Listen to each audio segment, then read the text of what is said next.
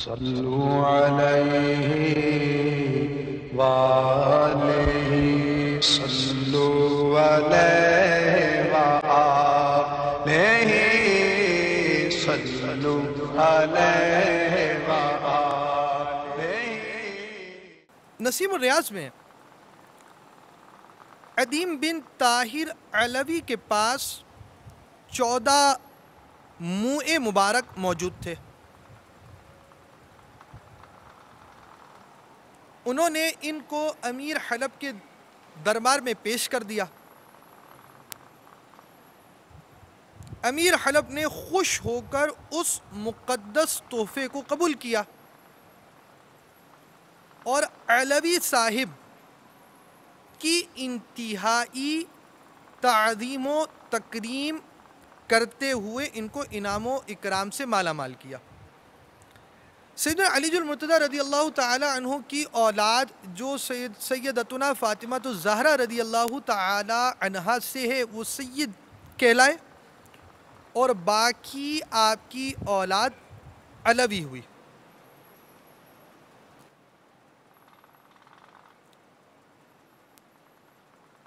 اس کے بعد ایک موقع اور آیا جب وہ علوی صاحب امیر حلب کے دربار میں گئے تو امیر نے تیوری چڑھا کر بہت ہی ترش روئی سے کام لیا اور بے التفاتی کے ساتھ منہ پھیر لیا۔ علوی صاحب اس بے توجہی اور تش روئی کا سبب دریافت کرنے لگے، یعنی حضرت آپ ناراض ہیں، آج آپ کی شفقتوں سے محروم وغیرہ وغیرہ۔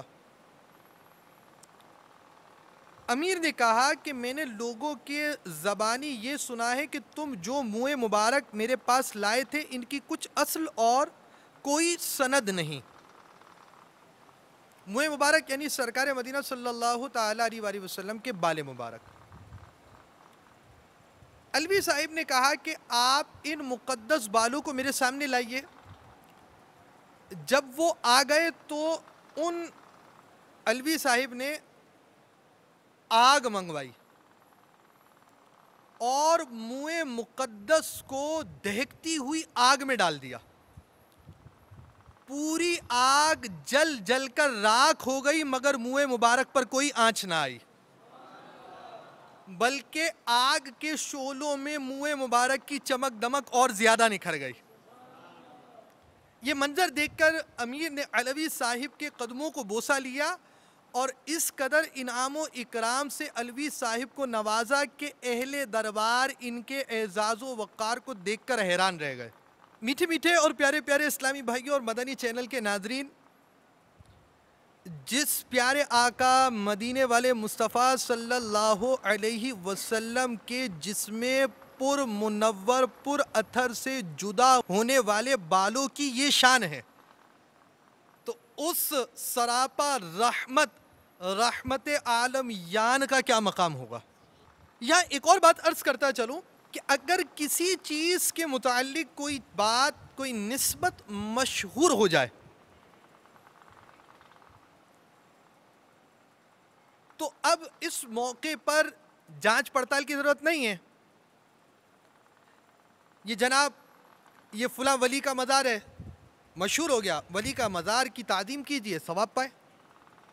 یہ پیارے آقا مدینے والے مصطفیٰ صلی اللہ علیہ وسلم کے موئے مبارک ہے، یہ فلاں بزرگ کا تبرک ہے، یہ فلاں صحابی کا تبرک ہے، یہ فلاں نبی سے نسبت رکھنے والی شے ہے، یہ فلاں نبی سے نسبت رکھنے والا مقام ہے، یہاں فلاں بزرگ نے عبادت کی ہے۔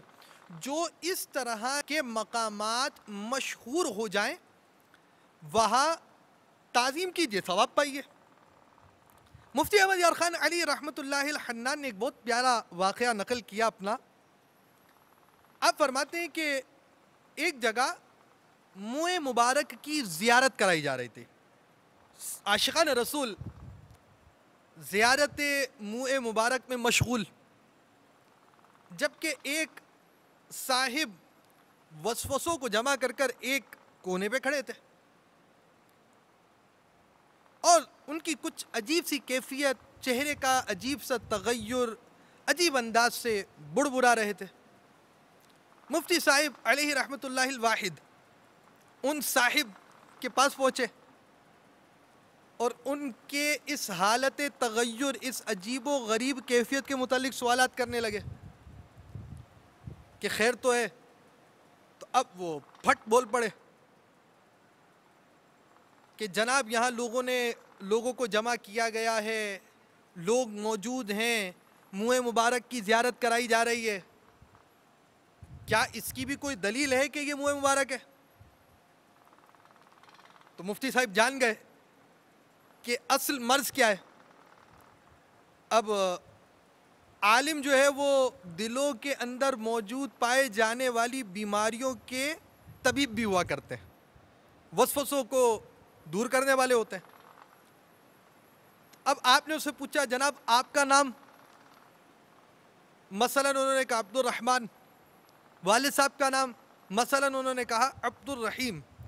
اب مفتی صاحب نے پوچھا جناب آپ کے پاس کیا دلیل ہے کہ عبد الرحیم ہی آپ کے والد صاحب ہیں؟ چونک پڑے اور کہنے لگے جناب مسلمان کہتے ہیں کہ میرے والد صاحب عبد الرحیم ہیں، لہٰذا میرے والد صاحب عبد الرحیم ہی ہوں گے۔ تو آپ نے ارشاد فرمایا جو مسلمان آپ کے والد ہونے کی تصدیق کرتے ہیں وہی مسلمان کہتے ہیں کہ یہ پیارے آقا مدینے والے مصطفیٰ صلی اللہ علیہ وسلم کا منہ مبارک ہے۔